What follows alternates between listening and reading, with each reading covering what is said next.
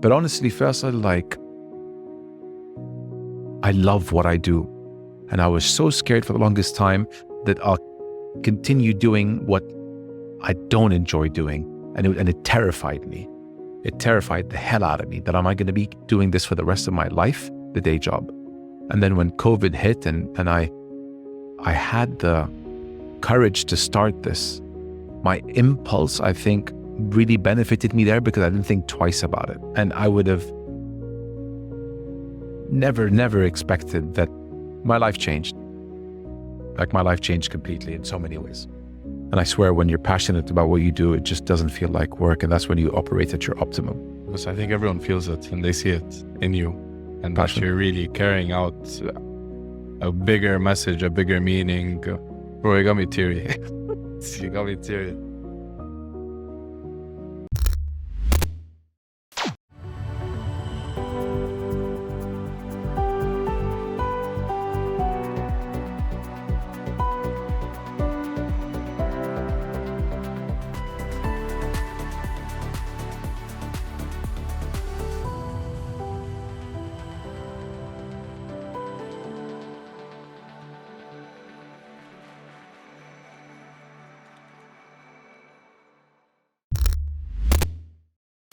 This is 2.0. I mean, on some level, yeah, there's probably like 3 versions of like what happened with the show. Of me, maybe, of the show.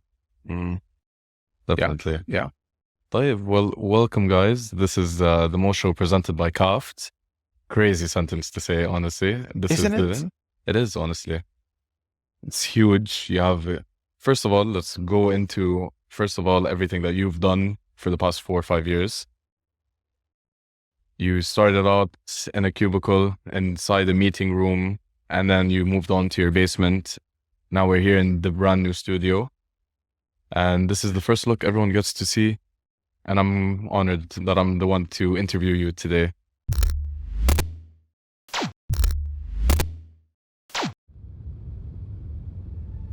At an altitude of 37,000 feet, we soar, with a rich legacy of honoring our guests, and a unique style that has resonated with the world for 78 years.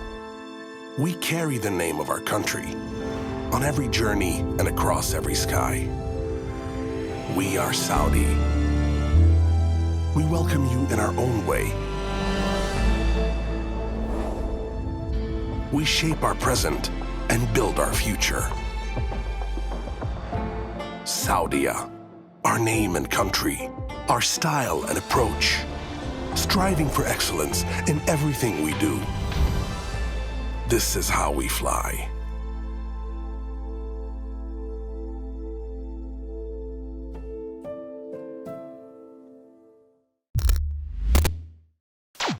Honestly. Well, first of all, I want to thank you for joining the team. No you worries. 2 months ago. You're about to enter month 3. Yeah. Show manager. You've helped in so many ways take a lot of pressure off me, which we're going to get into soon. You kicked my ass, really, which is something I needed. And, you know, for those who don't know about our relationship, we go back a few years. I jumped on one of your pods. Yeah. And I told you, stay consistent with it. But between that and corporate, it's one of the, the hardest things you can juggle. But the chemistry was always there. Yeah, always. And you really helped a lot over the last 3 months. Alhamdulillah. And we're getting a call. You're trying to make me cry in the very beginning of the show. Thank God. Whoever called you, I need to thank them. So yeah, man, it's pretty surreal that we're shooting here, episode 1 in the new studio. The last thing I wanted was to be the first episode in the studio. But for a number of reasons, I felt that, it was right. A, the studio isn't finished. B, it's in the middle of summer. And True. We are still finalizing the run of guests who are going to come. And I don't want to say that this is episode 1 in the new studio. I just want to call it a special in a construction site until we finish it. Like maybe the echo is still so bad. Maybe. That certainly isn't going to be the finished color. No, definitely. There's going to be bricks in the middle Yeah. and curtains here and bricks behind me and shelves. Hopefully by the first or second episode, we actually shoot season 5 here. It won't look much like it does right now. So fingers crossed. Yeah, I think you should add like the rendering pictures of like what it's supposed to look like. Yeah. Or should we just put them on the journey and just let them see how it ends? Yeah. I mean, that's one of the ideas, to put up some computer generated pictures of what it's going to look like. Before I started jumping into the main questions and everything, I honestly wanted to jump through the IWC rapid fire questions. So, are you ready? I'm ready when you are. Wait, what did IWC tell you? They told me ask more interesting questions. I love how they're talking to you about me behind my back. Yeah, like I'm trying to catch you off guard, but you're just so like used to this. You know, you're so used to that, like it's hard, you know? Oh God. Okay. All right. Let's start off with digital or analog watches. What do you prefer? All my life it was analog until IWC called and introduced me to their brand. And I mean, I was never really a watch guy, to be honest. You know me, I mean, car guy. Yeah. But when I got introduced to the brand and I heard the story and I saw their watches, they took me out to Zurich back in July, and I had a chance to see their manufacturing facility. The retail outlet in Zurich is something just out of this world. They have an original gull wing in the shop in Zurich, in the back of the shop, an original Mercedes gull wing. I fell in love with the brand. Really, I fell in love with the brand. And maybe I fell in love with the brand so easily because I was never loyal to any other watch brand. And now my eyes are like, I notice people's watches now when it wasn't something I ever really detected. So in short, it used to be digital. Yeah. And now it's, whatever you call the hand watches. The analog, Honestly, the good craftsmanship, everything. I'm doing a whole ad. You want to see craftsmanship.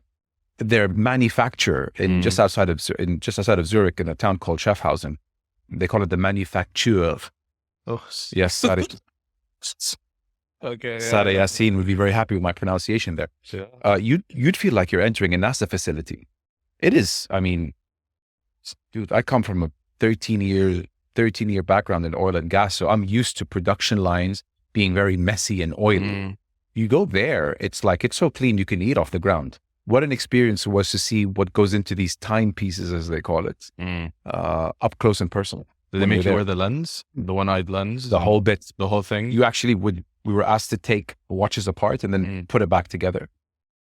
And you're wearing a magnifying glass, and a steady hand is really the key to it.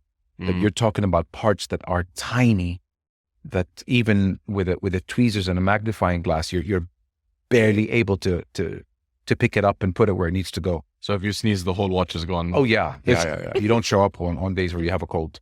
Okay, I'll make sure. Next time we go. Next, give me another one. Stick shift or automatic cars? Definitely stick shift. Okay. If you can eat a cuisine for the rest of your life, what would it be? Thai. Thai's my number one. Okay. Yeah. And I'll tell you why. Going back to the whole sneezing, cold. Makes it taste better. Well, because after a Thai meal, it would, if you have sinuses or allergies or just a blocked or runny nose, it just opens everything up. I remember once I was in Bahrain, which is one of my favorite Thai restaurants in the world, if not the best one, in a random place like in Bahrain. They closed now. It's called Wang Thai. I ordered from that place 3 days, 3 times in one day. And I think that's when I realized that what other cuisine can I have 3 times in one day? It just kept getting better and better every time I ordered. And just talking about food, skipped lunch, didn't have dinner. You're at the beach today? I was at the beach today, and I'm actually very hungry, and I'm actually going to order you something. I'm going to order us something to eat right now. Sure. I'm done. Something quick. Is this going into the clip or like we're keeping this? We're keeping this? Yeah, we'll keep this. Yeah. Okay. Bye. What are we gonna get? Pizza. Okay, I'm down. Have you seen the episode? Just remind me of the episode of Rogan and Elon. Elon. In the middle of the episode, Elon's like, "I'm kind of hungry," and Joe's like, "Well, there's a great pizza place nearby. Shall we order?" And Elon's like, "Yeah." He's like, "Okay, I'm gonna get the pineapple and some fish derivative." Okay. I don't know what it was. It was like what fish goes on pizza? Not anchovies. Anchovies. Yeah, it was pineapple and anchovies. Like, dude, you wouldn't catch me dead next to a pizza. Yeah. That's anchovies and pineapple. Absolutely not. But the thing arrived 20 minutes later, and Rogan's like, "We've never done anything like this." Like, what are you gonna order? I actually just fired away from Pizza Hut. Something much more simpler. I mean, I like to think I'm a simple guy. Yeah. Margarita, thin crust, and a San Francisco, which is the size of the dough. So, Okay. That's what you mean by San Francisco. Okay. Pepperoni. So a thin margarita and a thicker pepperoni. And hopefully one of those would be satisfying to your taste buds. But the thing arrived. Austin, Texas is where they live. And I would imagine it's a place that really knows how to throw down some pizza. Yeah, for sure.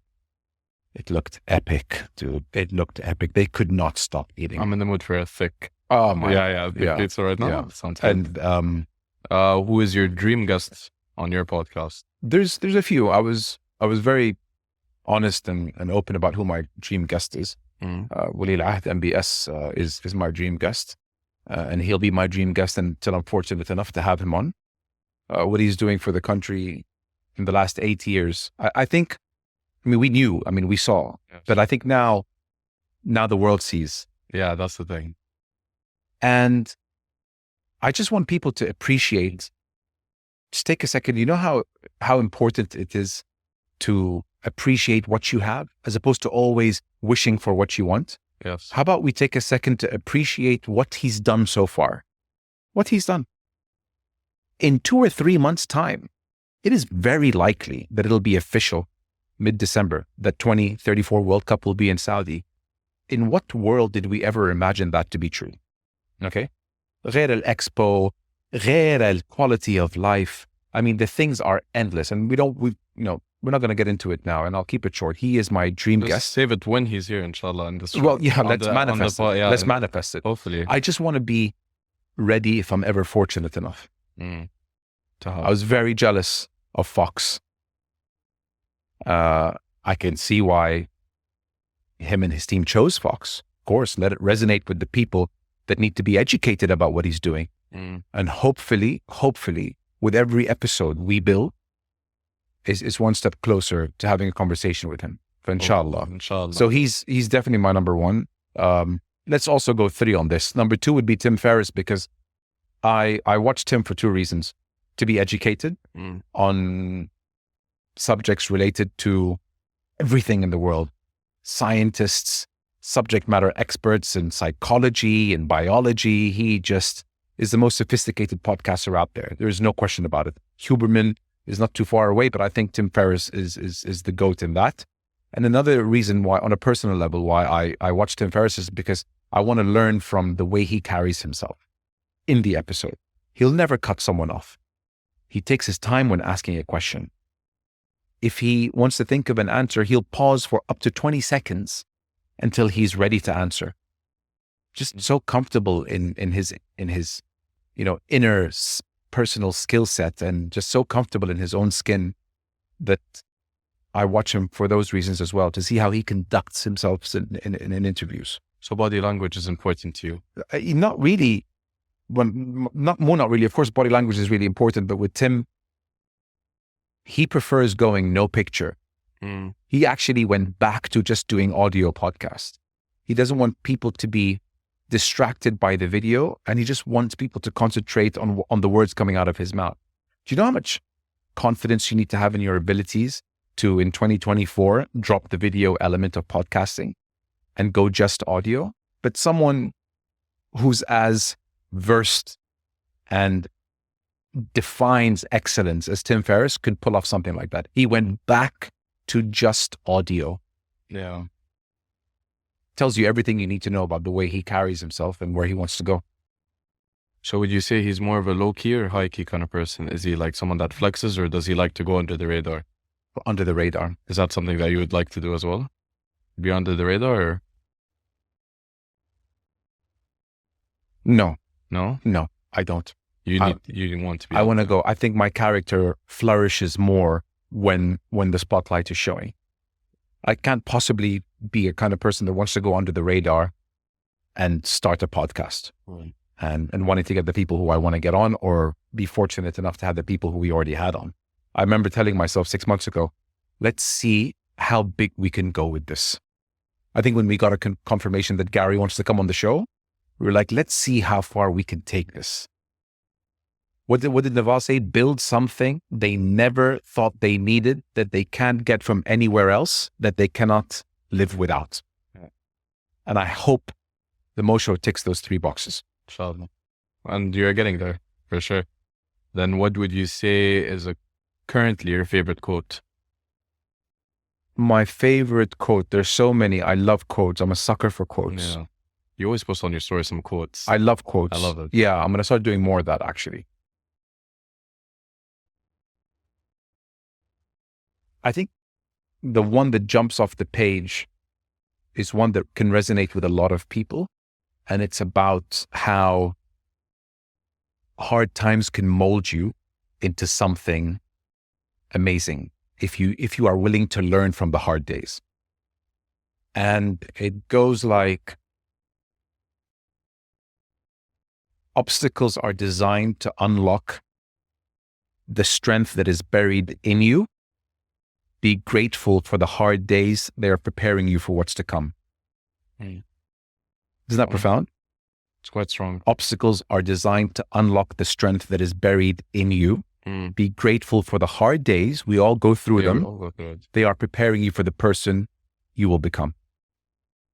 Allah. And I say, like, hard days, I stopped, and I said this before, hard days aren't, I don't like labeling hard days as hard days. I like labeling them as learning days.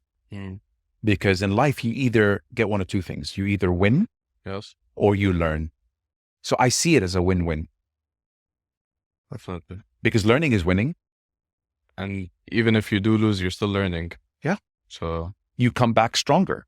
absolutely. The bounce back is big. I mean, the podcast, it was never, ever part of my plan to become a public figure.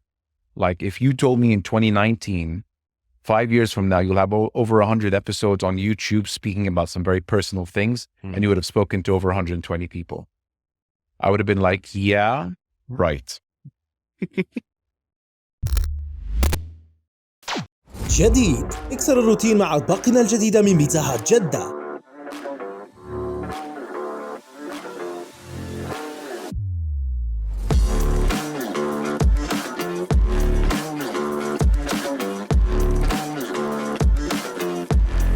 بيتزا هات جدة، ذوق طعم الثقة معنا. Well, here we are today, and this is exactly what we're.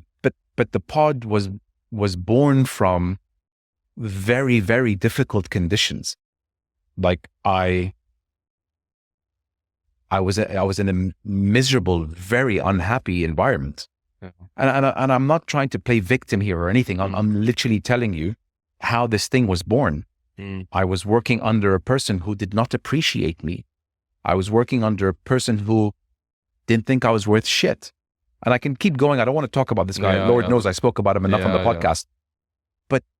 But if it wasn't for him, I wouldn't have pushed myself to try to crawl out of that bucket.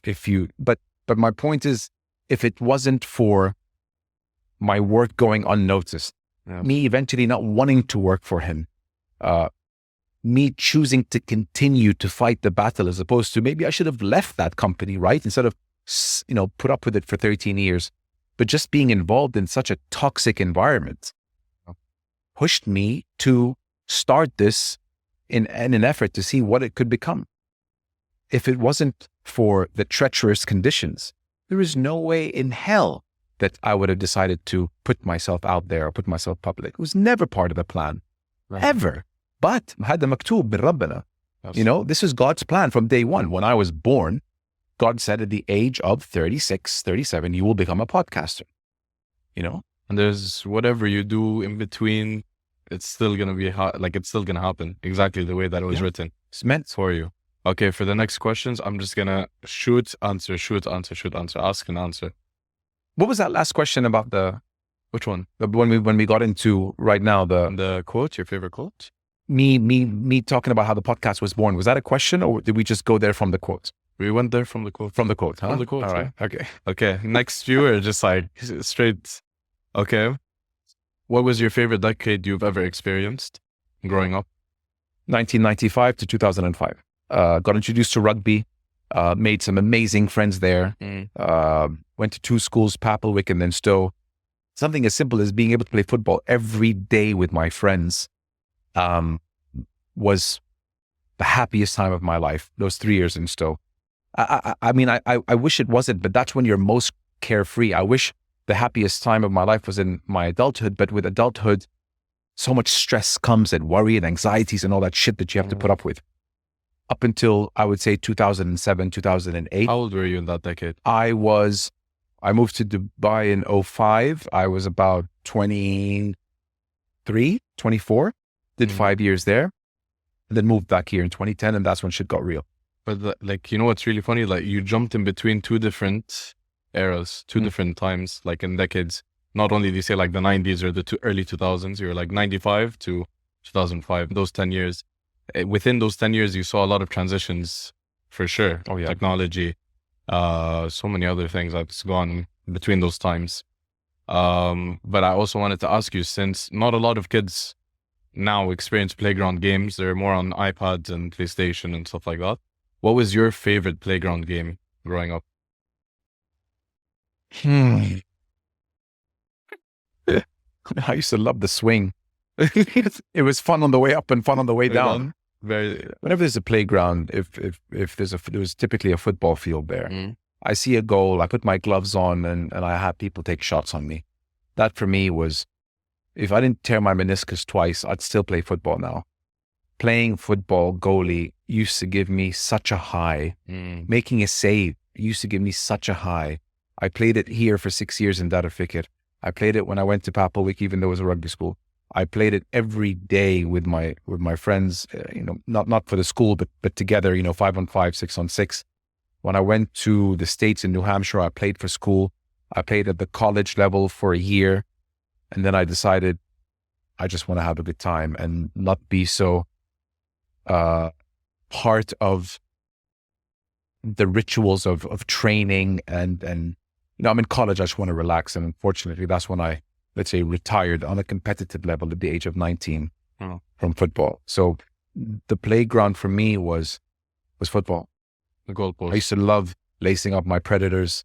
I used to love, wearing my tracks. Back then I used to wear tracks. And recently when I play a few times, I'll be wearing shorts, jersey, gloves. I'm just really spitting them twice. Yeah.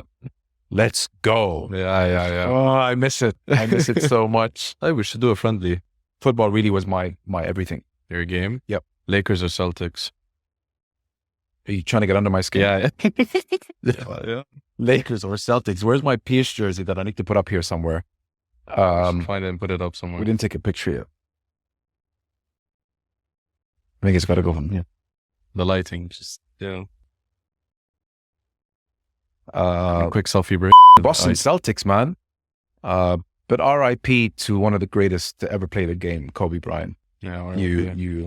I don't have hate for the franchise as much as I used to since Kobe passed away. They lost. Like there was a page that the Lakers put up yesterday saying 8/24 because in the States it's month first and then 24. So yesterday, 24th of August is official Kobe Day, and I just gave it a bunch of yellow and purple hearts because, man, I wish I appreciated this guy enough when he was alive, but he was the opposition. He was my nemesis. But do you still yell at Kobe when you throw a piece of paper into the trash? I never did. Do you know? I mean, I probably yelled Tatum or Pierce back in the day, but I can see why most of the people on this planet would yell Kobe. His work ethic. There's stories about him going to the gym at 6 a.m. with his teammates coming back from the club. And one of my favorite quotes, back to quotes, Yeah. of him that he's ever said was, "We have less time than we think." And I want to get into why people should just go for something if they're thinking about it and stop wasting time on should I not. You have less time than you think. Would you ride a helicopter ride or? No, Absolutely not. no way. And I think a lot of people are taking note of how dangerous helicopters are. Yeah. It's after Kobe's, a lot of people are using it less. Yeah. Especially single, double engine, doesn't matter. It's still unsafe. Always scared me. I once took a helicopter over the Grand Canyon, and I didn't know you get turbulence in helicopters. Oh. Open door helicopter ride, like as scary as you can imagine over the Grand Canyon. It's ridiculous. Yeah. I couldn't even look down. And I don't even have a fear of heights, but I got really scared that day. And then I said, this is the last time I do it. I'm never getting into a helicopter again. It's not worth it. Would you, okay, let's say that you're going to be spending a month either 500 years in the past or 500 years in the future. Which way are you going? Oh,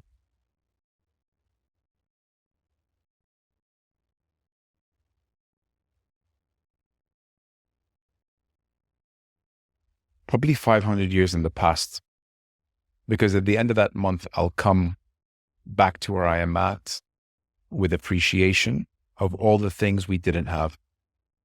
True. Not to say that 500 years in the future could be any better than today. Einstein said, "I know what weapons will be used in World War III, that World War IV will be fought with sticks and stones." That's how potentially devastating World War III can be based on the technology that is available for us today.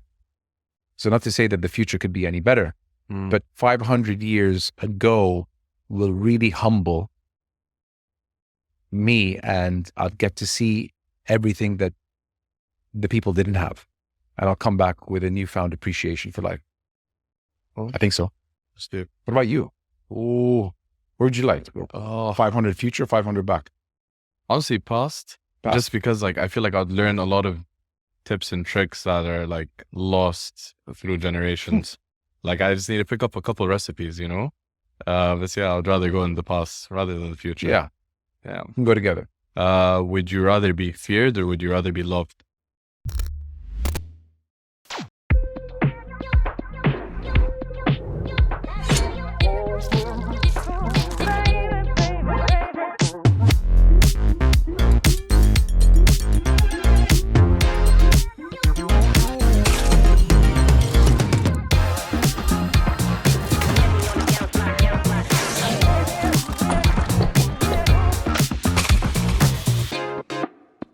الآن ليس الجديد الأفضل على الإطلاق، نكهة قوية، كرمشة مثالية. I'm definitely not feared. Definitely not feared. You know why? Because good things never came from people who I feared. Good things have come from the people who I've loved. And management by fear or association by fear is just temporary until that person no longer fears you. But love can last a lifetime. I'd much rather be loved. I don't care if I'm loved though. There's a difference. I mean, if you don't love me or like me, that's totally fine. And everyone's entitled to, how they feel. But I would much rather be loved than feared. No question about that. What do you have a soft spot for? People who need help. Yeah. Not just monetary. Can I say a story that I know about you that I probably don't want me to share? So I remember once Mo texted me at like 11 a.m. He's like, what should I do? Like a woman reached out to you on Twitter asking for money and you just gave her the money, no questions asked. And then she came back again and yet again, you still gave her more money.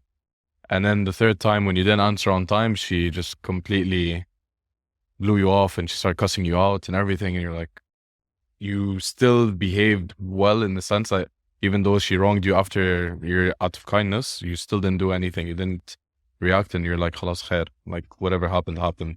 So what were you going through in that situation? That was one of the cruelest things that I've ever been on the other side of, to be honest. And it made me realize that, I don't know, should I not be helping strangers online who I don't know, or people who drop me a line on WhatsApp? Yeah. Someone drops me a line on WhatsApp and, they're like, my fridge is empty, my kids are hungry. My question for them is, how'd you get my number?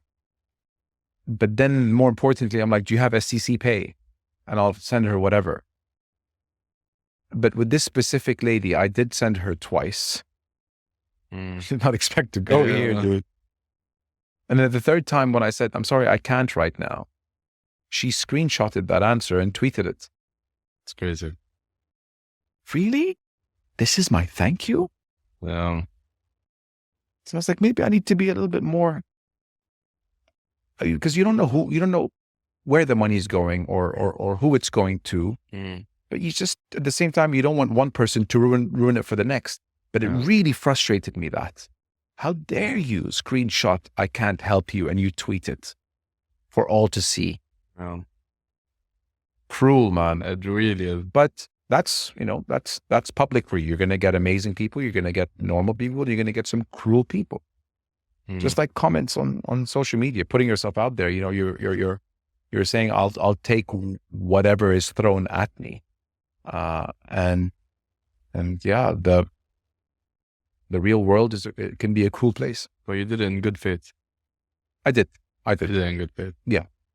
Well, so I guess that's our rapid fire questions for IWC. Thank you. Hardly rapid, but I think they'll be happy with it. I think it's fine. Yeah. They got the Mo Show edition. They did. Yeah. They did. No, we like to go in depth in your episodes. Food. I'm down. I'm down. Okay. How do you feel being on the other side of the table today? Refreshing. Really? Yeah, because I'm always the one asking the questions, and it's nice. And it's a lot of pressure, by the way, going in, because if I'm having a bad day or if I'm not prepared, I wasted the time of the guests, crew, everything. And typically, if it doesn't go right the first time, rarely would it go right the second time, because you put so much pressure on yourself. No. So it feels so good to just show up and have a very candid conversation with you. And I'll answer anything, like ask me anything. As a matter of fact, you know what we should do? What? We can do an Instagram live, and you can say, guys, I've got Mo, and we can ask him anything we want. Okay. Take a couple of questions. Okay. And throw it into your my questions. Into your questions. I don't think I'm holding you hostage. Okay. Put it somewhere. When you get enough people on there, let them know what we're doing. Basically, we're shooting an episode, and we wanted to ask if the audience had any questions to ask Mo, for me to ask him, and we can put it on there. He's in the hot seat. Yeah, he really is on the hot seat. Wallah, 50 people, 60 people. Tell them about the between season special and what we're doing here. Yeah, so now we're doing the mid-season special. We're showing off the new studio. You want to give them a tour? Yeah. From where you are. Wow, so many likes. So this is the vibe for tonight. Would you say industrial, Soho, rustic? How would you show them the lights that are hanging? Lena says, keep doing what you're doing, Mo. Thank you. Lena? Yeah. Lena smile. Thank you. I want to say how great of a person he really is and how much I want to meet him. Saudi is here. That account. That's sweet. Yeah. I think we're stable on congrats. People are congratulating you. See if, thank you so much. No worries. So much, honestly. We're so fortunate to be doing this for a fifth year. Dream job. Those who listen to us long enough know that there's nothing else I'd rather be doing. Tell them about the questions, and if they have any questions. Yeah. And then maybe take like 3 or 4 and put it into your line of questioning. And we'll put this episode out in what, 3-4 days? 3-4 days? Yeah, we work with a lot of AI related tech for us to put it out that quick. Some people are requesting guests. Like, Is no one interested in me? Yeah, no one wants Any to ask questions Mo a for me? question. Shit. Bravo, Mo. Proud of you. One of the best podcasts. Flexing. Thumbs up.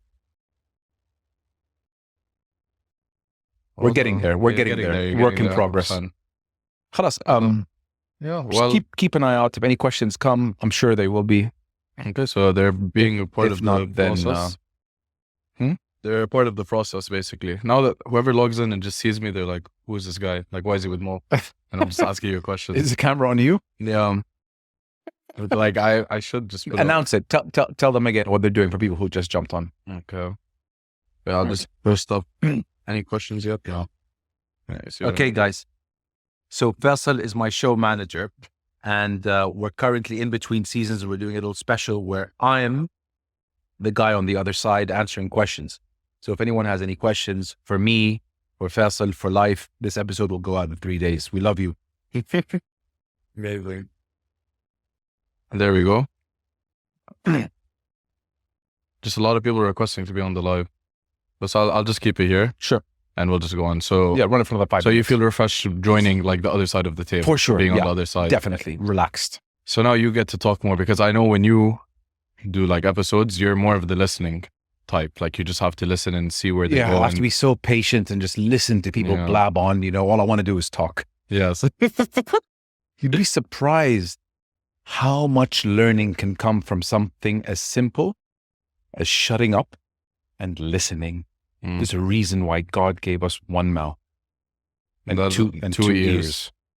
In 2 years. Really. Like, and everyone, these days, you just feel like people just want to hear themselves speak. Mm. And I think if people were more into listening than speaking, the world would be a better place. 100%. And the podcast has taught me a lot about the importance of listening. It's taught me to listen. And really, I just felt my learning curve just go through the roof the more I listened. You also got like a little criticism. Hit What's me. special about your podcast besides being in English and having a different audience? I think that person answered the question and saying what's special. I think Yeah. the only thing that's special about it is that it's in English from Saudi. That's it. There's nothing else special about me or my podcast. Khulud's asking, who's your next guest? My next guest,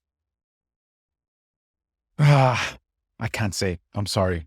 I really wanted to, but we can't. We can't. Well, I'm my next guest. I mean, It's a this is an project. episode. It's a project that's coming up that we can't really True, talk about. but I think Khulud wants to know about who's the guest in our new studio. And we're currently finalizing with this guest, and we just can't release the info right now. And also, So my sorry. bad, the person that said the last comment wasn't criticism. She like just said it's not criticism. I think I just read it wrong. I'm sorry. I'm sorry. But honestly, just the fact that it's in English, Saudi, you know, a bit of an oxymoron. I mean, the first year or so, the number of people that asked us, "You're a Saudi podcast, you know, why in English? Why in English?" And I think maybe now in year 4 or 5, there are less people who are asking that, and more people saying, you know, this is just what we need. Let's show the world what we're doing, what we're building here, right? Another question that came from Learn to Revert, which is a very special guy that sent us a message. Yeah. He's asking, JDM or American cars? Sorry? JDMs, like Japan, Japanese cars like Yeah. Supras and Yeah. or American muscle. I'm a sucker for American muscle. I'm a sucker for I'm a JDM. sucker. I love JDM. For American. Yeah. I mean, I had four Raptors in the past 10 years. And it's just the American muscle for me the whole way. When will we see John Lewis with you?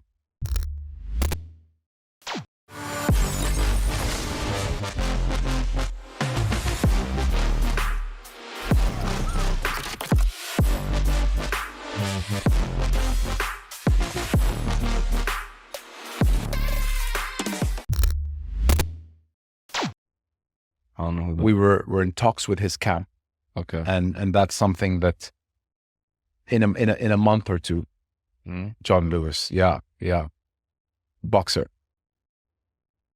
Boxing? in the boxing world, involved in the boxing world. And then someone's just asking, how are you? I could use a summer vacation. Haven't had one because we were putting this in place. Haven't had one because my twins are not 2 yet and we decided not to travel. I'm certainly more calm. Whoever asked the question, I'm certainly more calm now when I started to see the studio take shape. And I'm so excited for what's to come in season 5, especially having our new partners on board. You mentioned them in the beginning, KAFD. Yes. Them, putting us in a position of power is really going to elevate the show in season 5. So we're so lucky to be doing this. 100%. So lucky to be doing this. I see some questions that people want to know that we're already going to ask or we have already answered. Should we just leave them on a cliffhanger? Wait for 3 days? Yeah. But I'm sorry, guys, but I guess We're going to have to cut it short. Yeah, we're going to have to I'm being grilled here too. Yeah, no, you're not. That was a criticism. I just read it wrong. But thank you guys for taking part. Are you gonna pin it or are you gonna let it go into the abyss? Let it go to the... Khalas? Yeah. No. Yeah. Do you want to put it? You want to pin it? No. No? Okay. Yeah, Your thank you call. guys for joining. Thank you guys. Wow, some engagement. Yeah, some engagement. How do you feel about the changes that are happening around you right now? In my life or in the In your country? life. My life? In your life? I'm a person that loves change. I'm a sucker for change, maybe too much. I think it's quite psychotic. I get really bored from the same, whatever it is. I love starting fresh. I love creating memories in a place that never existed, like this room. Yeah. I love it. I love movement. I work best on my feet. I do. Yeah. Maybe we should start doing episodes while walking. So I love change. You love it. You I love embrace it. You embrace change? I do. And we look around today in Saudi and all you see is that. All you see is that. Really, I mean, honestly, it's like each government ministry is trying to compete with the next. And you know how they say competition is healthy? Yes. You see that. I mean, Saudi is trying to compete with where it was 5, 10, 15, 20 years ago. And it's like, I look at Saudi and I see a lot of myself. Someone who was written off to some degree, that you guys are this, you'll never be that. Yeah. I guess someone who people thought that never amount to something. Not to say that people thought of that of Saudi, but I don't think people across the world thought that Saudi would ever change to something that is different to what we've seen. You know, you guys are this and you'll forever be that. I felt that from the people around me. This is the box that you need to be in. Yeah. And exiting that box is going to make us uncomfortable. It made people very uncomfortable who were in my life, that you are no longer in that box. And I said this on the episode with Malik. And I think Saudi's growth is making a lot of people uncomfortable. I think Vision 2030 is making people very uncomfortable. What are you thinking about?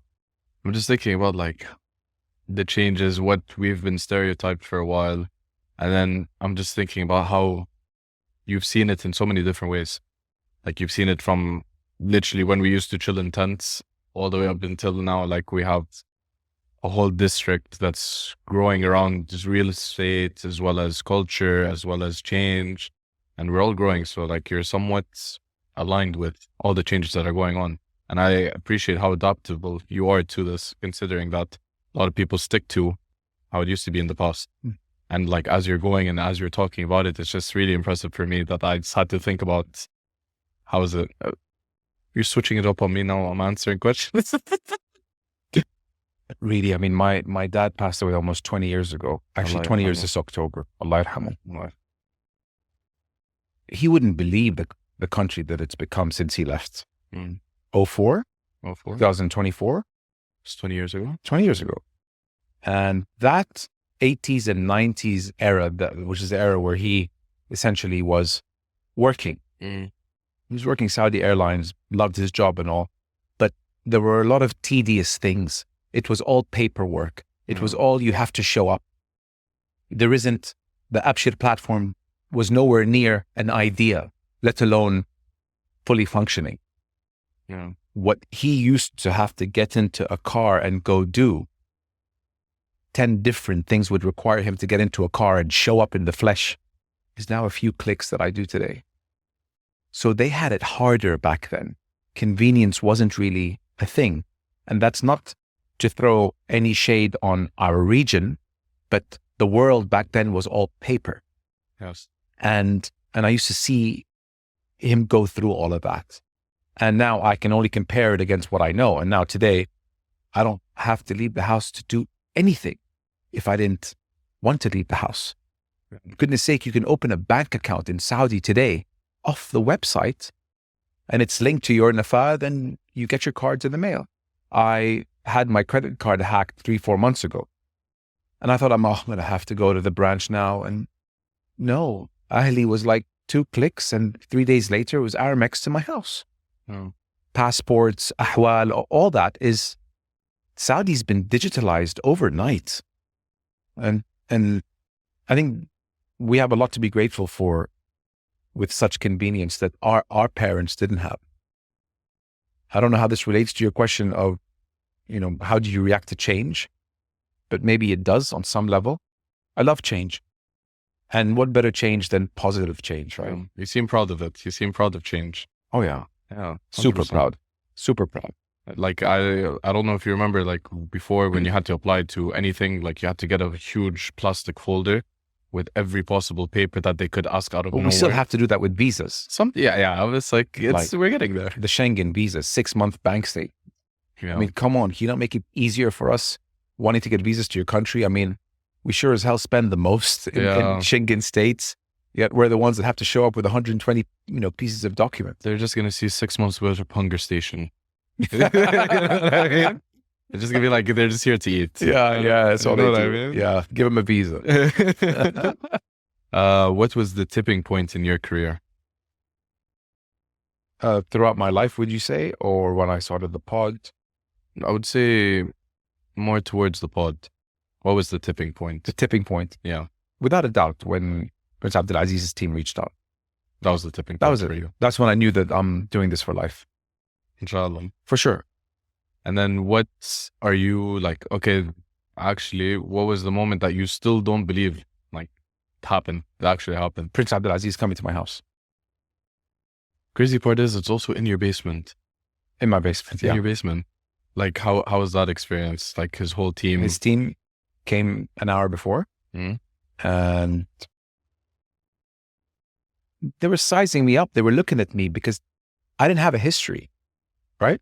Yes. So they're looking at me saying, when did you start this? And podcasting, I guess 2 years ago was still, quite new. And they're like, it's just an interesting thing you have going on here. You were never on our scouting report. Like, we know the media personnel of Saudi.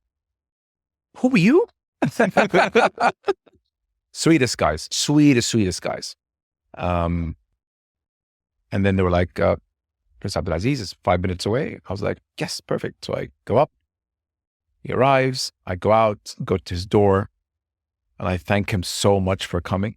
And he said, it's my pleasure, Hamid, anytime. Is this your house? I said, yes, it is my house. And I would just like to tell you that I insisted with the team that we do this interview in your office, but they wanted to proceed with the house. And I'm very embarrassed that you came to me. He said, I'll come to you once, twice, and 10 times. Humble. Very, very humble. Now I can cry. But it wasn't like where this is what you're supposed to say. Yes. No. He genuinely meant it. He genuinely meant it. Like, he genuinely meant it.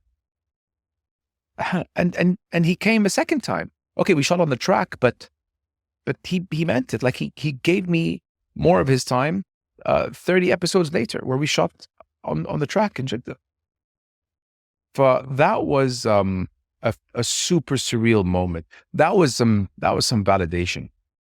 That was something. My phone didn't stop ringing after we dropped the trailer. For like 2 weeks. It didn't stop ringing. Yeah. Everyone, like, I don't know, people who have not got my number called me and we have this for you. This, would you interview this, that? And I was like, what world am I in now? You know? But it just felt right. And maybe because I don't have a media background, having such an honest, down-to-earth conversation with him was something that was refreshing for him, as it was refreshing for Princess Rima, where I'm not asking setup questions. I'm not wearing a media hat. I'm actually interested what you do in your spare time. You know, I'm actually interested if you enjoy reading or if you enjoy books.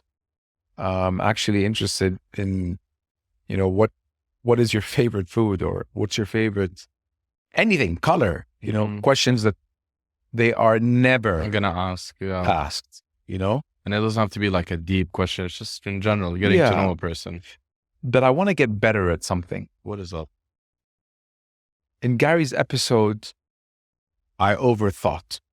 I really spent too much time overthinking how I wanted to go, maybe because it's international now. I want to practice the art, and I don't know how, but maybe with experience and these conversations. Yes. I want to practice the art of remaining calm and not trying to over-deliver and not try to overthink and not to be starstruck. Just the person on the other side will feel 100 times more comfortable if you talk to them like this. And if you're So, with all the things that we're seeing in Saudi Arabia, how many of, and that was my approach with Gary. But, and I just wasn't happy with my performance in Gary's episode. But to be fair, it was like something that you were not starstruck, I would say, but you were just nervous about in general. Yeah, and I wish I wasn't. And it didn't help that there were 20 people watching. And I'm not used to having a congregation in any episode. And I have to be used to that too. Because I think as the show grows, there are going to be more people behind the cameras. 100%. You know, we're getting into live editing soon. There are going to be people behind the cameras. Yeah. If we're going to, you know, have one day MBS on the show, inshallah, you can imagine how many people are going to be on the other side of the camera. Yeah. So and maybe I had to go through that so that eventually when I get someone who I'm really going to be starstruck, I can just, with Will Smith, I was better because it was 7 8 minutes. I was good there. But you were straight to the point. It was concise. It was, but once you go long form, I mean, come on, man, our episodes are an hour and a half, you know, like that's like a feature film. Yeah. It's ridiculously long. True. So at least I'm, you know, being honest with myself. I'm calling myself out and just remain calm. And I think that could be applied to all forms of life. You really operate at your best and you think at your clearest when you are calm. So would you say that Gary was a moment where you felt proper pressure? Yeah. Big time. And the way that you cope with it is just good. There's no redos. There's no redos on this. There isn't, Sheena, messed that up. Gary, you know, what's your schedule like tomorrow? There isn't that. He's on a plane back to the States tomorrow. And it certainly didn't help that 20 minutes in, we were told, guys, I'm going to need you all to wrap it up. Yeah. That didn't help either. So it's like you have one shot, kind of like 8 Mile Eminem, you know? You have one shot, either you do it or you don't, and the pressure of a global figure. You know, Saudis will cut me some slack. You're one of ours. It's okay. It's fine. Let's do that part again. With Gary, you're either good enough or you're not. And I was honestly worried that his team would not approve the episode. I'm hard on myself. I critique myself so hard that nobody can tell me anything that I haven't told myself. I know that I was overweight and I was 101 kilos. I made an effort and now I'm down 8 kilos. So nobody can tell me that I was fat without me knowing, right? Large or whatever you want to call it.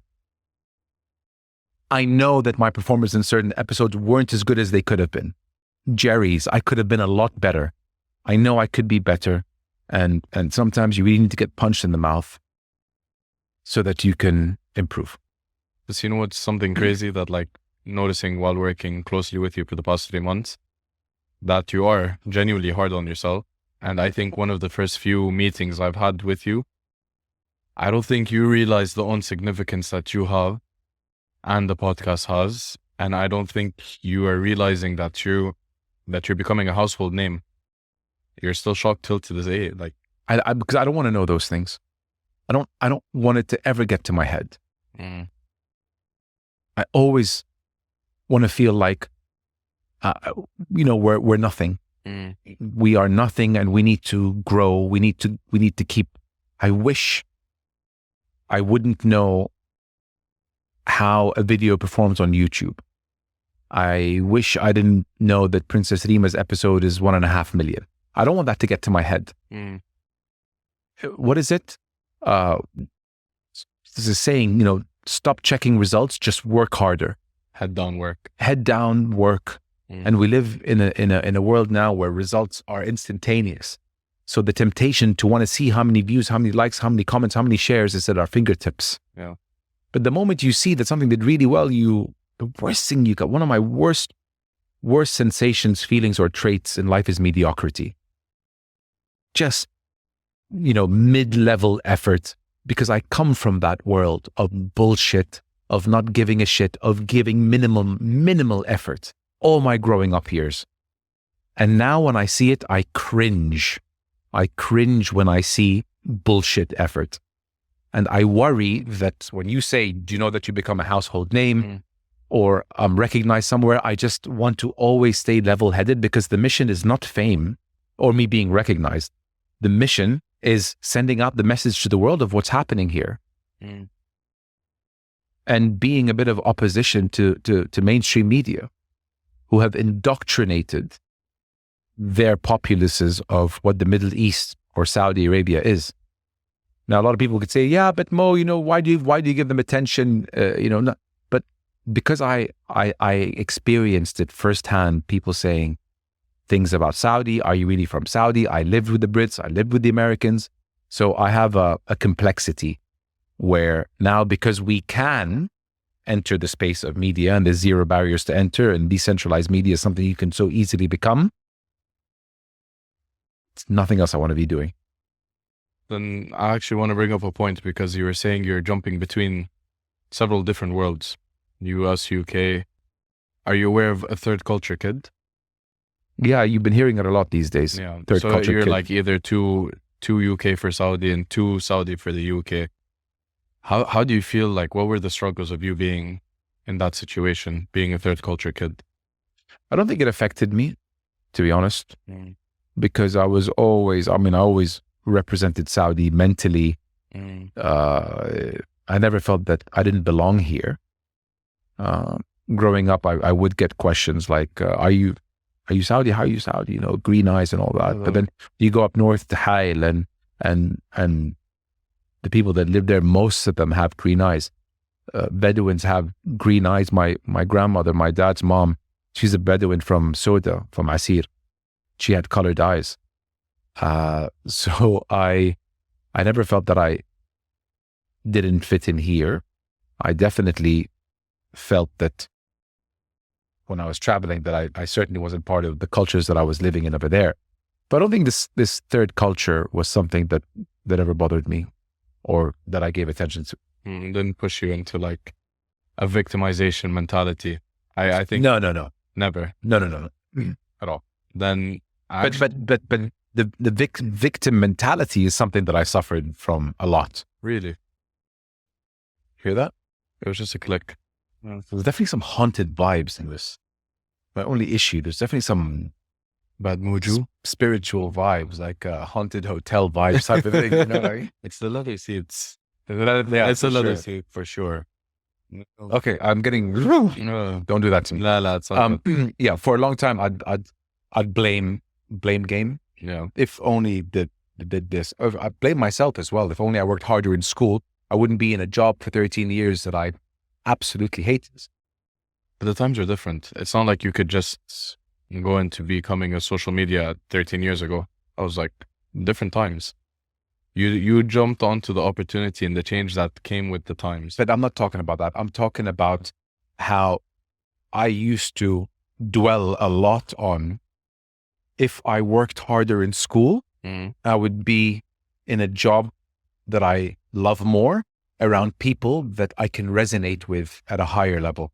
Yes. I was in a job that I didn't like, in an industry that meant nothing to me, around people that had absolutely nothing in common with me, or I had nothing in common with them. So there was a lot of introspective talk that if I wasn't a C student, maybe I would have a job in a bank around these, more like-minded people, but there was a lot of regret there for sure. I know you asked about victimization, but regret is something that I lived with a lot. But the thing is, like, I heard it a couple of times that you saying during that moment is what if. But that's a very, like, it keeps you stuck in your own head and you won't be moving forward. You won't be moving like past any of the things if you keep comparing yourself to other people. True. So I know this is a thing that you've been battling a lot recently, and you said that you were quite sensitive. Like, even if someone was to make a comment that you didn't like, you would wait a couple of days and then confront them that, by the way, that wasn't cool. But I think you're learning and you're growing more out of it, Salah. You're becoming more straightforward, you're blunt. And I was full of bullshit up until maybe 4 or 5 years ago. I tell people what they want to hear. I was certainly a people pleaser. And people liked having me around. And now I spend time with 10% of the people that I used to spend time with. But it's real relationships. True. Yeah. And for sure, I think, hearing negative comments or just putting myself out there has given me thicker skin, which is another big time benefit. And I've seen it. Like, now I can get a criticism from something off the show, and it wouldn't faze me for a minute, where back in the day would have probably stayed with me for a month. Me going back and forth, should I confront, should I? But now, no. My dad used to say there's two people in this world, the givers and takers. And you're definitely a giver, but now you're deciding to balance between both. You don't want to be too much of a giver where you have nothing left to give. Yeah. Someone recently posted this quote and said, I was always known as the nice guy. The nice guy did nothing for me but have me run over. People ran over me for being a nice guy. Today, I'm a good person, and there's a difference. Okay. Listen, I have a follow-up question to that. Then what's something that's holding you back, and why are you still holding on to it? Or are you still holding on to it? What's holding me back was I was very, let's say, dependent on something for 20, 25 years.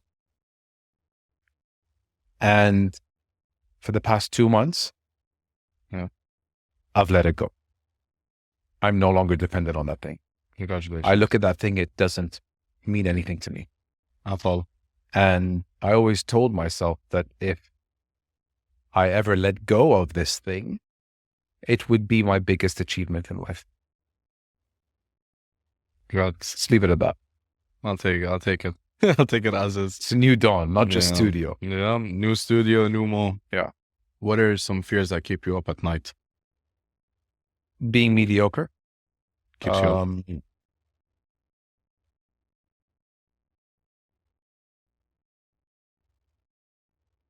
Not being a good role model to my kids. Scarring them. Maybe if I was too strict with one of them, me worried that they were affected by how I handled the situation, and it was the last thing they thought about before they slept. And I guess trauma or scarring them, or them being traumatized from anything, is something that keeps me up. I'm very, very delicate with them when it comes to scolding them or trying to teach them or trying to raise them the right way. If anything, I'm too less of a disciplinarian than I should be. My mortality used to keep me up at night. Is this back when you were a little bit overweight? Like, was that something that would keep you up? For the past 10 years, I suffered with this heart issue called ectopic beats.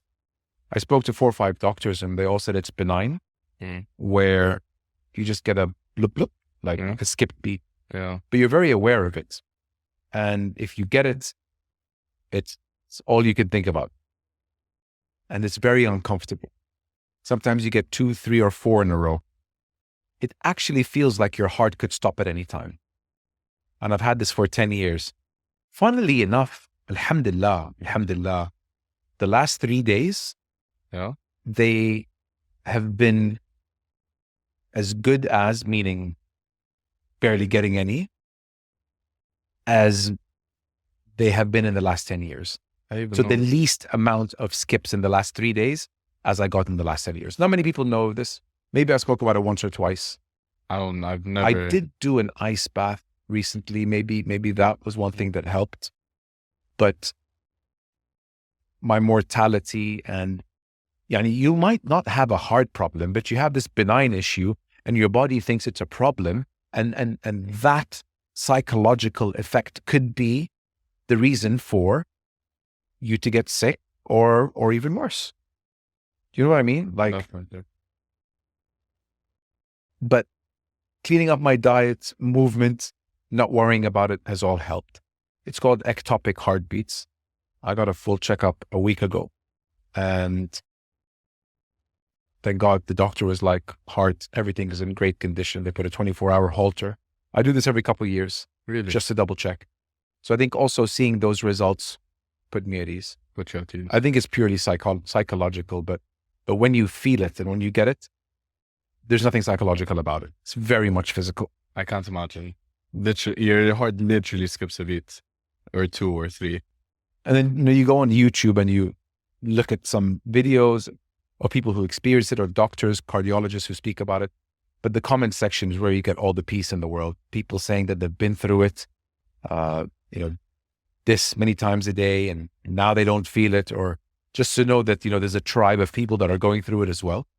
Makes it a little Whether it's anything, anxieties, it just makes it a little easier for you to know that you're not the only one battling something like that. So that keeps me up at night. That keeps you up at night? Yeah.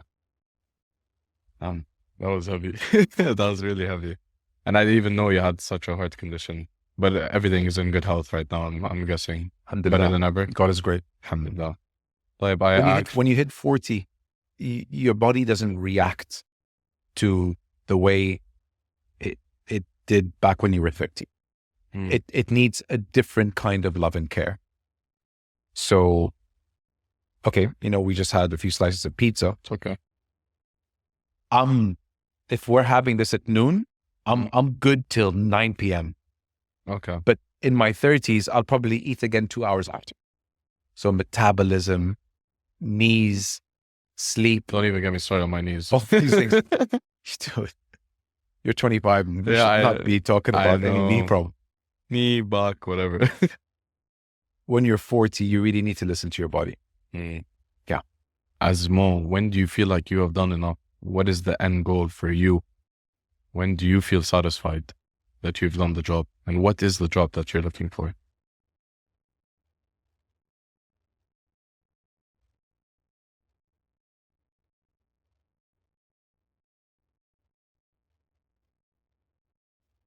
I think we're really far away from the end goal.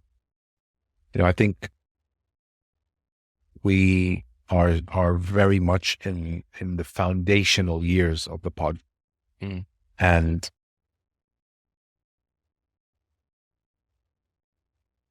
I will only consider myself achieve the goal when I'm in a position where I can get whoever I want on the show.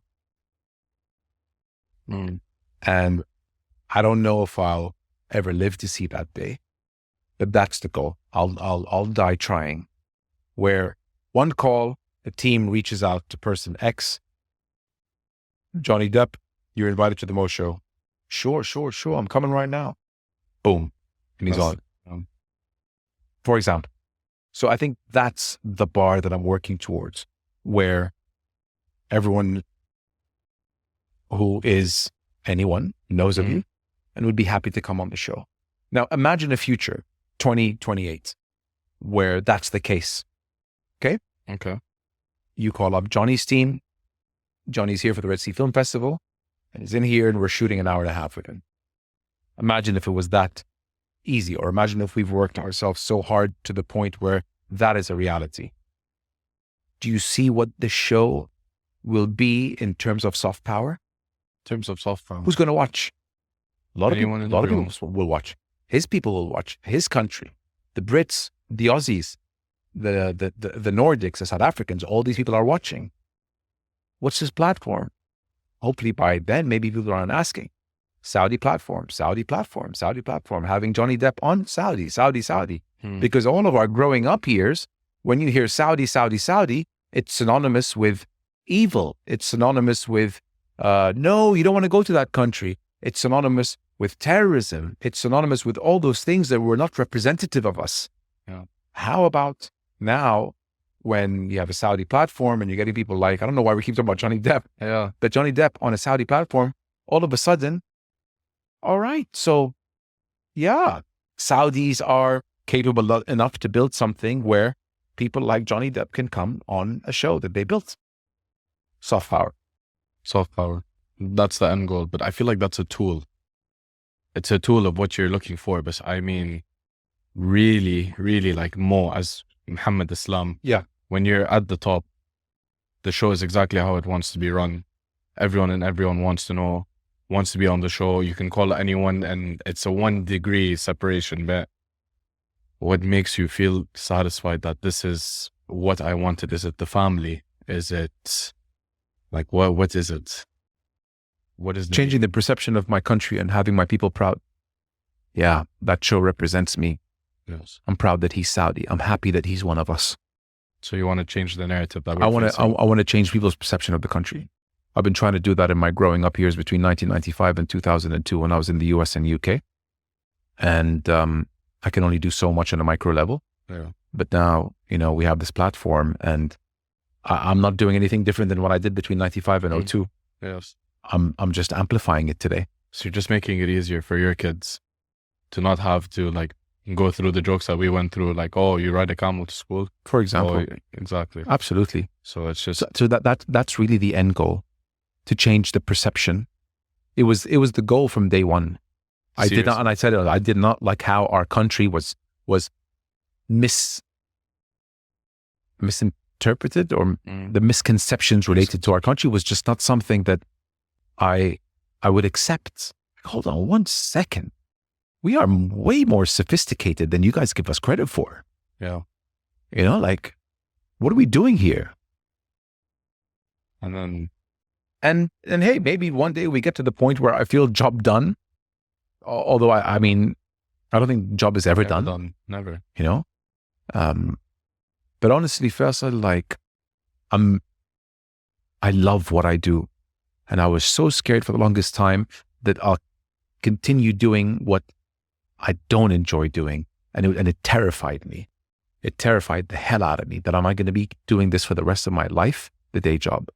And then when COVID hit and I had the courage to start this, it's something that my impulse, I think, really benefited me there because I didn't think twice about it.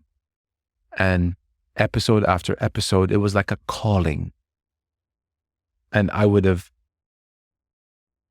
never expected that. I'm just so grateful that I started it.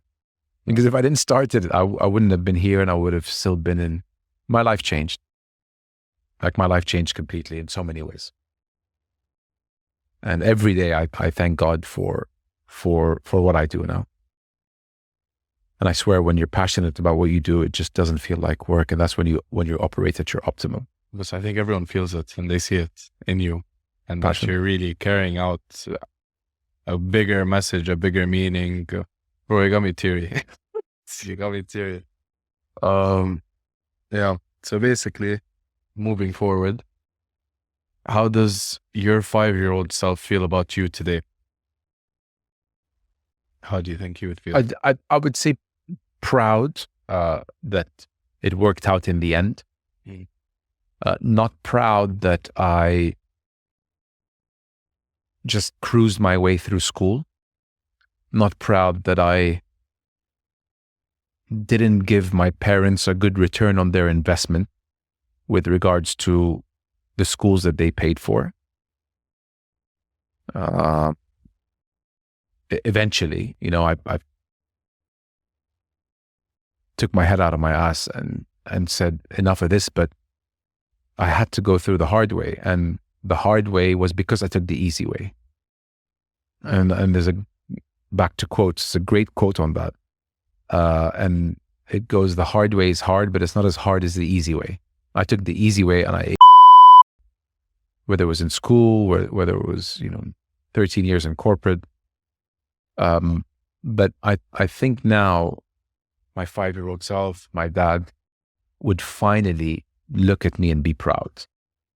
But let me tell you, man, for the years before or the end of my schooling years, no, there was nothing for my 5-year-old self or my dad to be proud of, or my mom for that matter to be proud of. I wasn't proud of myself. That's right now. Do you think your dad's proud of you and your mother? Right now, I think he'd be like, I'm glad you made something of your life. I'm glad you did. There was not much that he could cheer for me prior, because I was a joker. I was a joker 100%. Yeah, now for sure. Now he'd be super proud. Yeah. We're all proud of you, Mo. Thanks, Faisal. Right, no worries. You done grilling me or? Huh? Yeah, I guess. Bro, Take your time. No worries. Actually, I wanted to dissect your thoughts on this quote. Growth is pain, change is painful, but nothing is painful than staying stuck somewhere you don't belong. How do you feel about that? Absolutely. I can imagine you in your cubicle sitting there and just, you don't feel like you belong here, and pain is growth. They say that change happens when the fear of staying the same supersedes the fear of change. That's when real change happens. When it hurts more to stay the same than it does to want to change. That's when change happens. That moment exactly. I just cannot do this anymore. And the quote, say the quote again. Growth is pain, change is pain, but nothing is as painful as staying stuck somewhere you don't belong. Yeah. That I think represents a big portion of my life. I felt the pain of staying somewhere where I don't belong. And if I went back and forth thinking, should I or should I not, I would have still have been there today. And may that be a big takeaway from this episode for people who are in a position where they're thinking, should I not? The number one regret for people on their deathbed was wishing they took that risk. Really, this is a stat, wishing that they took the risk that they didn't. So are you glad you took the leap of faith? Changed my life. Yeah. And it's not like I took one and I'm done. No, I have to continue taking leaps of faith in everything. Yeah, I can't imagine all the contracts you've seen. Those are all taking leaps of faith. Yeah. You don't know how you're going to go with these people. How is it going to work out? But Absolutely. Every time. Absolutely. And really the remaining the same or not improving on who you were yesterday is scary. Like, I'm trying to incorporate journaling. I'm starting to do a bit of journaling, meditation, trying to, just these small 1% gains day by day. Reading and less screen time. My God. reading is it puts you in a class of its own. The super switched on intellectual guys and girls who read, I think they can pick up on someone who's a reader versus one who isn't. Like when you are at that level, when you're like putting a book away a month, you are in a class of your own.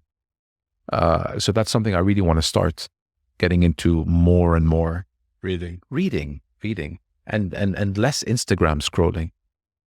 Reading. We're such a digital age.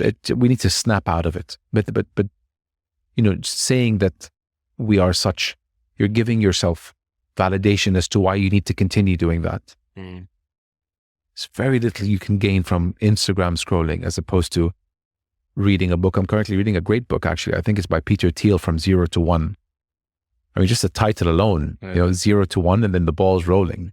0 to 1 is the hardest. For me, shooting episode 1 was the hardest. Publishing 1 was the hardest.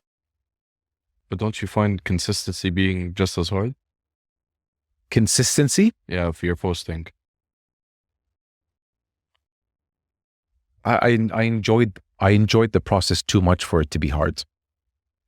I got sucked into it. I lost a lot of friends along the way. I wouldn't show up to places. I just fell in love with the art, the production element. Yes.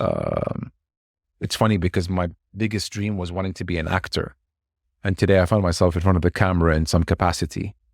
But putting content out is something I really, really enjoy doing. And today I have a team that helps me with it. So it's a dream scenario. But how about that? You didn't know that about me. No, I didn't. I wanted to be an actor. But see, no, I don't think you ever mentioned that once. Yeah, full of surprises. I heard footballer.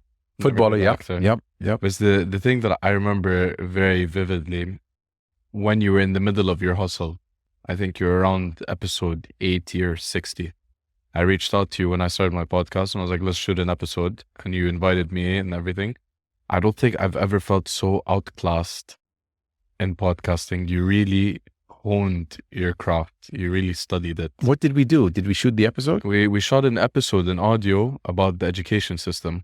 Yes, in general. On smudgies. And smudges, yeah. Smudges. Yeah. Yeah, so it was just that, like, I remember leaving it, I was like, I don't know, was that my episode or was that his episode? Which show were we on? It was a good, I remember, we enjoyed, it was great. It was great. For you to do that, you don't regret the people that you've lost along the way while supporting yourself. No, because I got reimbursed with the people I met along the way. I'm good friends with a handful of people who I had on the show. I didn't know of their existence. They didn't know of mine before it. Yeah. And today they're, in my Instagram close friends group, going back to Instagram. So maybe, me making something of myself made some people uncomfortable. For sure. And that's up to you if that bothers you that much. For some people, they love me either way, and those I keep close. And those who don't want to be part of my journey or upset that I went off the beaten path, that tells me more about you than it does about me. And who would you say was your biggest supporter in the beginning, since day one or along the way? My wife, Sarah, for sure. And Mo Maharrak, my best friend from episode 1. Sarah, when I told her, listen, I want to get into podcasting, and I put a bunch of equipment in Amazon in the cart and I want to go for it. She said, what are you waiting for? She said, this is you. I was like, really? She's like, absolutely. I was like, okay, then let's do it. Yeah. Bought it. And after it said order confirmed, I called up Mo Harag and I was like, listen, I'm going to start a podcast. I want you to be my first episode. He was like, oh my God, yes. What are you going to call it? I said, I think the Mo Show. And he said, okay, when? I said, in a week. Where? I said, my office. I'll set it up and all. He came. We shot the first episode. We loved it. I went back. I pressed play to see what it sounded like, and my mic was off. La. I swear. Did you take a reshoot or? we shot the next day. The next day. Yeah. And then this is where you mentioned So earlier. when it happened, I laughed. When I saw that the thing wasn't working, I laughed. I'm like, this is all part of the story. But one day I'm gonna mention this story, and it'll actually make for a bit of humor and fumble beginnings. That was a fumble if I've ever seen one. Yeah. So look where it is now. Look where you came. Like where you come.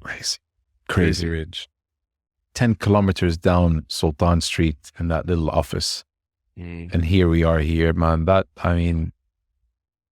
It's crazy how consistency was the reason for growth. All I did was put my mind to it, maybe more than I put my mind to anything, and I was just consistent with it. 121 episodes in 4 years. Man, if I was consistent with half of my life the way I am with this, I don't know where I'd be today. But what I notice is that you're a risk taker. You took the risk. You felt like a failure. You felt like you had something to prove. But for those people that are just sitting there scared to take the risk, and they're very to the books, they stick to instructions and all that, who are scared to take that leap of faith. Well, what would you recommend to them? Because I believe there's so many people within my age group that are thinking the same thing. For example, Ritil is not an example of that. She just did it. She's growing as she's doing it, and she wants to know what she wants at 18. I was sitting there and I was just thinking, like, I remember being that kind of person when I was a kid. Where's that kid now? So what advice would you give to people around my age about being consistent and taking risks? I mean, the cliche answer is you won't know until you try. But I think it's a very good answer. It is. Try, because good things happen on the other side of fear. And maybe I'm proof of that. I think I am, because my life was one way before and now changed for the so much better. Yeah. And what's scary? Like, what are you worried about losing? People talking about you, people laughing at you, they do that either way. Yeah. And if for no other reason, you should do something you fear, because it'll start making you have a different relationship with fear. Alex Hormozy said, I ask for one thing every day, just so I can get used to the no. I'm okay with no's. He said, I was in a coffee shop the other day and like, I only have money for a small, but can I get a large, please? Sure, no problem, sir. Thank you. The guy has, multimillionaire, but it's the being okay with the fear, the ask. Go ask that girl, how's she doing and if she wants to grab an ice cream. That can terrify people, but be okay with the ask. I mean, when is someone given anything that they didn't ask for? So just in negotiations, ask. Put yourself out there. Good things happen on the other side of fear. Nothing good comes from comfort zone. It's not a healthy frame of mind to be in where you're worried about how you may be perceived. Can I be absolutely honest with you? And I can just I wouldn't even put this off record, honestly. Like, I feel like people could benefit from this. But when you do go into that whole idea of the not caring what people say, moving forward, taking that leap of faith, but the reality for me at least, or for other people as well, and our age, it's important how people perceive you. Because I don't know, are we over time or, like finding love at an age, I feel like a lot of people are struggling with it. Alhamdulillah, you're married, you have a lovely family, a happy family and all that. But taking the risk and moving forward. And I think a fear for most guys in our age is that we're not able to provide the lifestyle that we wish to provide for the person that we love. So we kind of feel stuck and we fall into this victimization. That's why not a lot of people decide to take risks. Because what would push someone forward to do so? Because as you know, like it's now hard to find a job, for example. A lot of people are freelancing, no shame in that, even if they do decide to do it full time. This is a very long question, but you get where I'm getting at. And it's just, it's either some girls are going out with their friends having a good time nowadays, and people take it the wrong way. So people don't want to get them, right? They don't want to knock on the door and be like, would you like to get married, or, like, ask for their hands. So it's a lot of different elements and mentality shifts that we're trying to like fight against. So for us to say, don't be scared, just do it, there could be other negative connotations that not a lot of people tell you to your face, but it will affect you and your family. So I don't know how I feel about that. Just because you face your fears and you do it, it doesn't mean that it won't blow up in your face. True.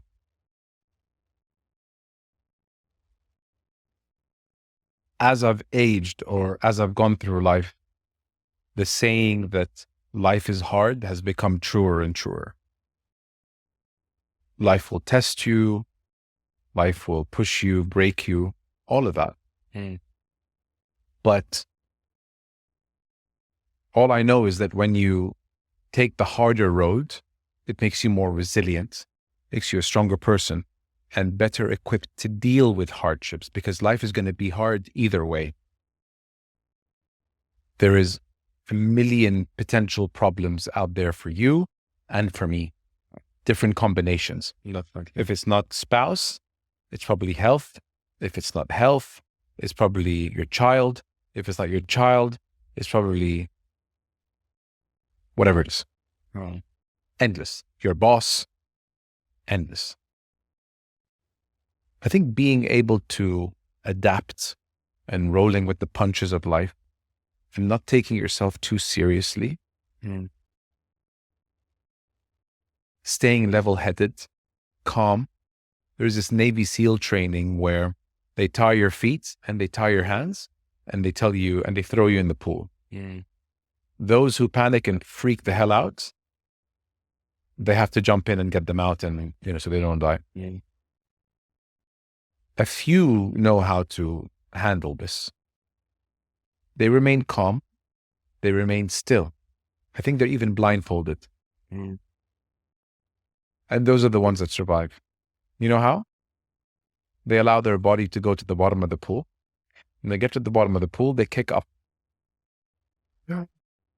Instead of fighting. And they go down, touch the floor, kick up. I think after 2-3 minutes, training's over. Stay calm, stay collected, and losing your won't get you anywhere. And the Navy SEALs are known to be, tough warriors like, no one's ever seen. When you calculate all the pros and cons, it's better to have risked and pushed and failed again than staying in the same place of being too scared to try. Because along the way with failures, one of my favorite questions, what's your favorite failure? Along the way, you are going to pick up battle stripes that'll make you stronger for when you do eventually get to where you make it. Yeah. I didn't make it from the first time. 100%. It took me 37 years to find out what the hell it is I want to do, or what I'm useful for on this planet. 37 years. Before then, I was like, what the am I doing in my life? So finding purpose at a young age shouldn't really stress you out to the point where... No. There's an amazing stat. I think it was Bill Gates at 42. Buffett became a renowned investor at mid-40s. The IKEA guy, the Walmart, all these people were 40s and 50s. The ones Steve Jobs as well, like he failed. So, your life starts at 40. And I've heard that before I turned it. Everything before 40, you're just in training. Okay. Yeah. Okay. You're in training camp. Fair enough. But would you agree to the point that comparison is the thief of joy? Yeah. Everyone's on their own timeline. Everyone's on their own timeline. But this was also an interesting thing I was thinking on the way here. Wouldn't you say importance is subjective? What's important to you might be subjectively important. For sure. The only person you have to compare yourself to is the person you were yesterday. It's nothing else. Why? You don't know what that person's been through. And some of the people who appear happiest on social media, probably dying inside. And those people who you think are going through shit are probably the happiest inside. Yeah. Comparing problems or comparing yourself to people is just needless. It's actually a waste of life. And days are precious. In your adult life, you know, you're lucky if you get 40 summers. Yeah, days are precious. Well, thank you. Honestly, great advice. It's good. Thank you. Thank you. Thank you for having me. Yeah. Be able to ask you all these questions. Why wouldn't I? I mean, you know, Really. you know me pretty well. I couldn't think of someone better to conduct this and ask me such questions. Really, I enjoyed this. I hope Thank you. those watching got a chance to know a little bit more about me or what it is we do behind the scenes. And got a chance to see the studio Studio the new before the studio. makeup is applied. Absolutely. And thanks for doing Oh, this. Thank you. Thank you for having me. You need to start churning out episodes of your own. Get your podcast Eventually. back up and running. I think once we get this place sorted and the incubator comes into play, I think I'll start. Please, please, Habib, you got to do this. Yeah. Thanks, Thank brother. you. Thank you. Thanks for your time. Thank you. What do you think of the new setup? The Huh? mics, and the table on the other end. It's so comfortable. Comfortable, yeah? It's so comfortable. Okay, great. Chairs as well? Chairs is good. Yeah. It's nice that you can rotate and You know what? Especially these booms. These booms, we didn't have these in the last one. We had something that was on the desk. yeah. But look, for a first episode in an area that is supposed to feel foreign, it doesn't. It doesn't. Fa- It's cozy. The way you set it up. perfect. Alhamdulillah. Yeah. Alhamdulillah. I Thanks, think buddy. your sponsors will be happy. Yeah, hopefully. Okay,